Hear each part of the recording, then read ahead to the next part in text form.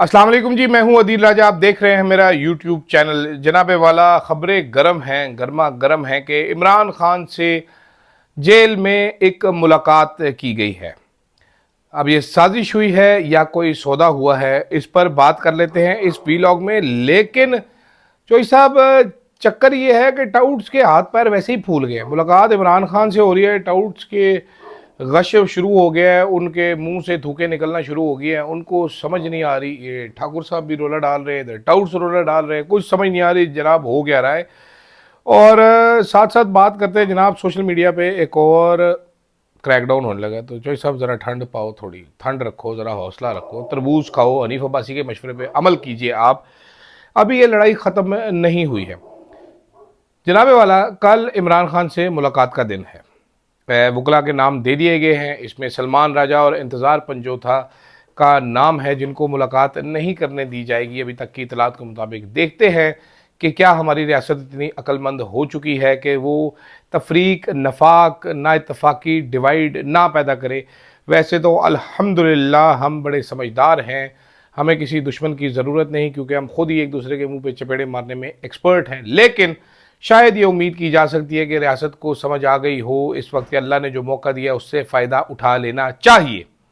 गो कि मुझे बहुत ज़्यादा उम्मीद नहीं है कि ऐसा होगा, और उसकी बहुत सारी वजूहात हैं। एक वजह ज़ल्मे खलीलज़ाद ने भी लिखी थी कि अब इस्टेब्लिशमेंट ये समझती है कि हम बड़े पॉपुलस हो चुके हैं, हम जनाब तबाहियाँ तूड़ें पट दी हमने, तो अब हमें इमरान खान को छोड़ने की क्या ज़रूरत है। साथ ज़ल्मे खलीलज़ाद ने यह भी लिखा था कि ये एक इंतहाई ख़तरनाक और खौफनाक सोच होगी जिसके रिजल्ट्स होंगे। मैं इन बात से एग्री करता हूँ।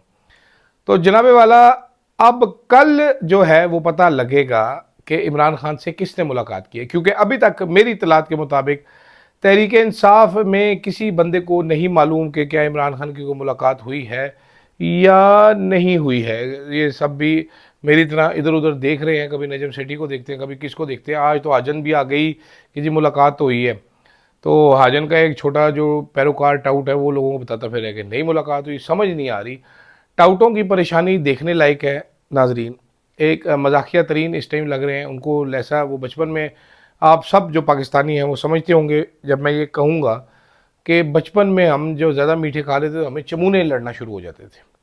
जब वो चुमूने लड़ते थे, फिर कोई बंदा यूं यूं यूं सीट पे करता था, कोई क्या करता था, कोई उल्टा होकर लेटता था, कोई सीधा होकर लेटता था, फिर उसकी एक ट्रीटमेंट भी की जाती थी तेल के साथ। उम्मीद है आपको वो भी पता है। तो टाउट्स को इस टाइम पे चमूने लड़ चुके हैं। टाउट्स को समझ नहीं आ रही जनाबे वाला कि अगर तरीके इंसाफ और इस्टेब्लिशमेंट की सुलह होगी तो हमें कौन पूछेगा जनाब। हमारा बयानिया क्या बिकेगा। हम तो नए अबू ला चुके, अबू बना चुके। अब वो अगर अबू फारिग हो गए तो हम क्या करेंगे। ऐसे ही कुछ करेंगे जैसे मेरे मोबाइल की टली बजी है तो मैं कर रहा हूँ इसको साइलेंट। तो जनाबे वाला, टाउट्स की परेशानियाँ भी देखने वाली थी। टाउट्स की परेशानियाँ भी बहुत ज़्यादा इंटरेस्टिंग थी। टाउट्स की हालतें, मुझे वो देखकर भी हंसी आई जनाब कि ये क्या करते जा रहे हैं, बेचारों को क्या हो गया है इनको। दूसरी जानिब एक और बड़ी खबर ये है कि अलीमा खान और अली मीन गंडापुर के दरमियान जो इख्तलाफात थे वो ख़त्म करवा दिए गए हैं। अब इमरान खान की रिहाई को लेकर सारे एक पेज पर हैं। ये यकीनन बड़ी खबर है।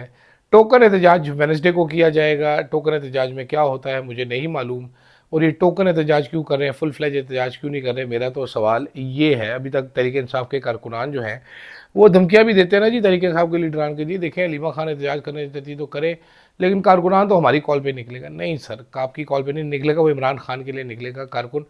मेरा ख्याल है अलीमा खान ने अगर कैंपेन बिल्ड करना शुरू कर दी तो बंदे पहुंच जाएंगे। कुछ ज़्यादा नहीं पहुंचेंगे, लेकिन काफ़ी सारे बंदे पहुंच जाएंगे और आपके मथे लग जाएंगे। फिर जो इस टाइम मीडिया टाउट्स का हाल हुआ है वही हाल आपका हो जाएगा। फिर आपको समझ नहीं आएगी कि मैं केड़े पासे जाऊँ, मैं मंजी कित्थे डावां।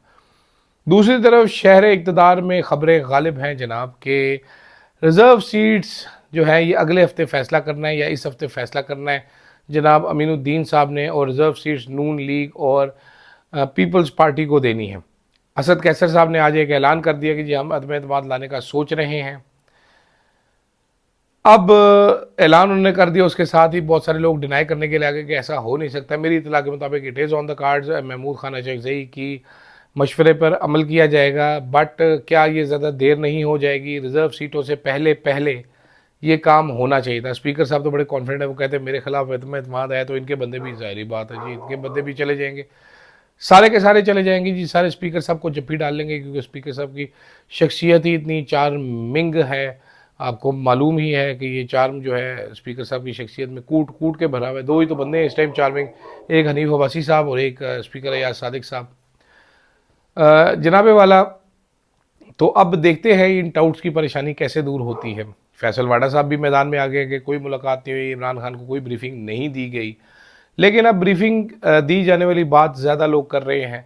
एक बड़े क्रेडिबल से रिपोर्टर हैं आज, उन्होंने एक बड़ी शख्सियत का नाम लिया।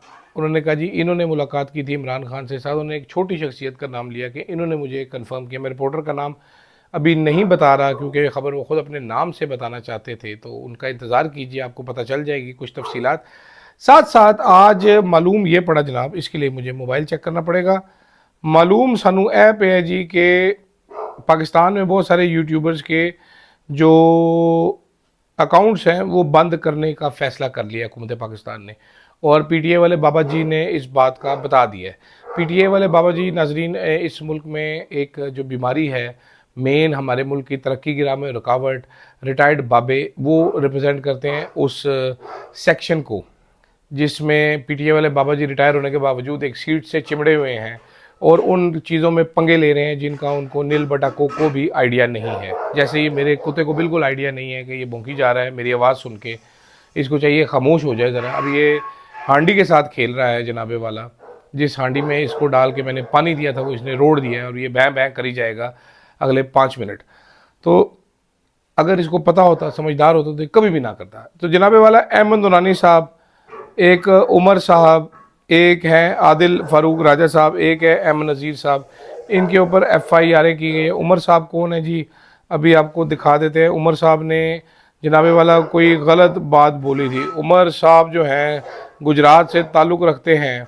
एक्स अकाउंट पे इन्होंने कहा जी इंडिया ने 24 मुकामात पर हमले किए, सारे टारगेट पर लगे, हम रोक नहीं सके, ये नहीं हो सका। उन्होंने कहा जी इन्होंने इंटेंशनली फॉल्स वो की है मालूमात और during an attack by the Indian army, और इससे बड़ा नुकसान हो गया, तो इसलिए सन ऑफ मोहम्मद उमर साहब पे मुकदमा कर दिया जाए। एक और मुकदमा जी वो अहमद नूरानी साहब पे किया है।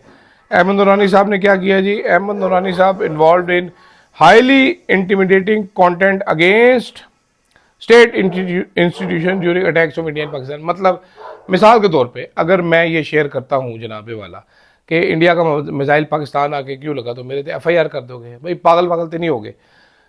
एक इत्तेफाक का माहौल बना हुआ था, एक जनाब सारे इकट्ठे मिलकर चल रहे थे, आपको करंट मिल रहा था, why go for an overkill, एवी पहले ही ओवरडू हो चुका है, अब ओवर किल की तरफ क्यों जा रहे हैं। ठीक है, इत्तेफाक को कायम रहने से बड़ा हेल्प करेगा।